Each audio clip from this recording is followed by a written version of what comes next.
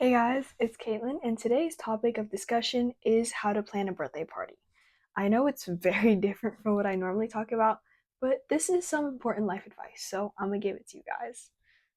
So, just a quick overview, we're going to be talking about decorations, your guest list, the food you're gonna have, activities, seating, cutlery, goodie bags, and all that.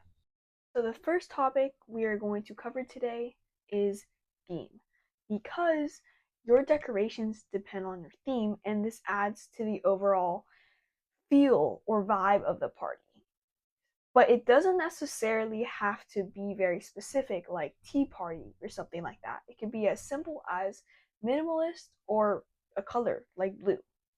And tips to look for ideas could be looking on Pinterest or maybe on Instagram. I'm not that sure. I wouldn't look on there. But on Pinterest, what you can do is you can type in whatever you like and add aesthetic at the end, because that's how Pinterest generates ideas.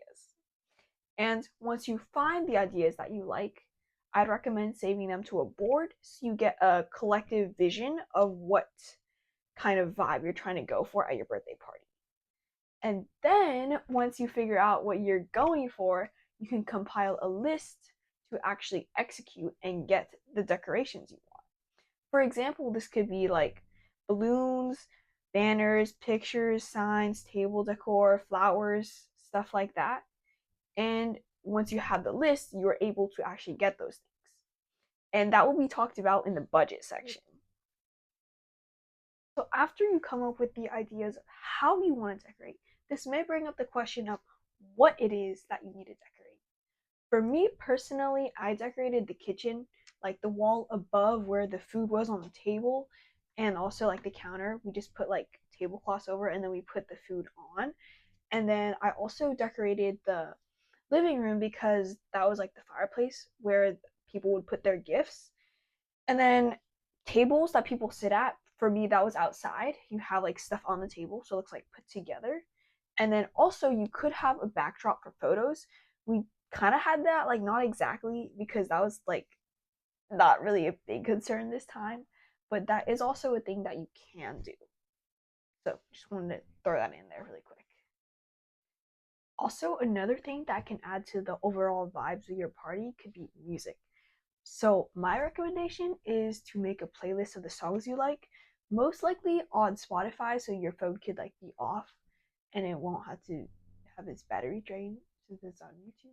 Because I kind of did that, and then I just used the playlist on Spotify. But if you're too lazy to do that, what I did was I literally just like took an album that I liked and I just played that, and it just kept playing like other songs that were similar. So it was pretty vibey. But you need to have a speaker to do that. And I don't know, I had like a big karaoke one, so I just used that one. But you could always use like a smaller speaker as well too, Bluetooth preferably. But I don't think they're too expensive. I don't really know. Just a thought there. The second topic we are going to go over today is guest list. This is really important because literally everything in the birthday party depends on this in a sense. Like the cutlery, the seating, the food, and the activities. All of it. So, with that said, how? How do you come up with a guest list? It's actually really simple. It's probably the most easy part. You just write down every single person you want to invite. And what I like to do personally is I try to make sure everyone has some person to talk to so they won't feel like lonely or left out. But if not, you as a host, you need to go and talk to them and make them feel comfortable, because that's what a good host does. But those are my tips for that point first. But yeah. Also, we need to talk about invitations, because without invitations, you're not going to be able to invite anyone. So, examples of invitations could be sending out like physical ones in the mail, or you can just hand them out at school, or you can have an online design one to be sent to everyone, or the easiest way is literally just add everyone in the group chat from your guest list and then just text them the details. However, in any form that you have your invitation, you need to make sure that it includes the day it's on, the time it's at, the address of your house or wherever it is that you're having your birthday party, and dress code if you have one, slash if you like need one to go with your theme. The third topic is food because your guests need to eat. Like, they're not gonna come at night, probably, right? So, I like to break down food in this way. I start off with the main course. This could be like pizza or salads or some sort of protein or some other form of carbs, but it depends on what your guests like in a sense. But I think pizza's a classic, so most people go for that. And then the second thing that is very important is cake or like a cake substitute because this is what you're going to use when you sit down and blow out the candles, make your wish and stuff. So that's why that part's important because it's part of the activities in a sense. And then third, you need to consider snacks. I'd like to offer sweet and savory snacks depending on a person's palate so they can have their options. Examples could include cookies, candy, or like chips.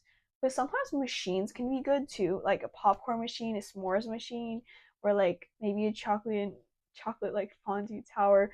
But the thing is, you have to only consider this if you actually have these things because it's actually very complicated to set up and clean up. So I don't really recommend unless you think your friends would like it. Like, yeah. So the fifth topic is activities because this is a huge part of what makes a birthday party fun. Like, yes, talking to your friends is fun, but it's even better if there's other things to do as well. I don't know. That's what I think. But ideas of this could be like karaoke, a trampoline to jump on, maybe a bouncy house. I don't know if people are into that. You could have other games such as Pictionary. That's what I did. Or you could have board games or card games out. Or like, actually, I have no idea other ideas, but it really depends on what your friends are like. I'd say because some people don't like karaoke as well. That's also a thing. But I do recommend looking for ideas on Pinterest, but YouTube also has good stuff too sometimes. But that's it for this section. So I also want to talk about guests and the end of your party. Firstly, I'd say before they leave, get feedback on how your birthday party was. What was fun about it, what was good about it, what was bad about it, or like what could be improved on. So the next year you could have even more fun. And also, your guests will give you gifts. So you could open them at the birthday party itself, but me personally, I don't really like doing that because I feel pressured to act a certain way. So what I do is I just open the gifts afterward and I just shoot them a little thank you message because that's important. You gotta thank people. But another way to thank them, obviously, for coming is goodie bags because they're giving you a gift, so you can give them a gift too. Examples of this could be small things like self care products or like candy or snacks. You can look for ideas on Pinterest. That's where all the ideas are. But I just needed to say that because I think that's just like a little extra thing, but I think it's important too. Another topic I want to cover is budget because most of us don't have millions of dollars to spend. And to keep up with what you do spend, I recommend writing it down in a list so you can like see everything and you can like calculate, most likely with a calculator, how much you spend. And to save money, I'd say go with dollar stores because they have a lot of stuff there for like really cheap. And also, you can just Google whatever it is that you want, and then there'll be obviously a lot of like different options and like price ranges, and then you can figure out approximately where there'd be like the cheapest stuff so you can know where to go. And ideally, I'd say to do this probably like a week before your birthday or as early as possible because the week leading up to your birthday is most likely going to be when you're going to buy all the stuff that you need. But I really, really recommend planning as soon as possible, especially if you want high yield or like a really good birthday party. So that's my ending tip. Thank you so much for watching because this is probably going to be a really long video now that I think about it because there's so many clips. But thanks for watching and tune in to next week's videos. See you guys then.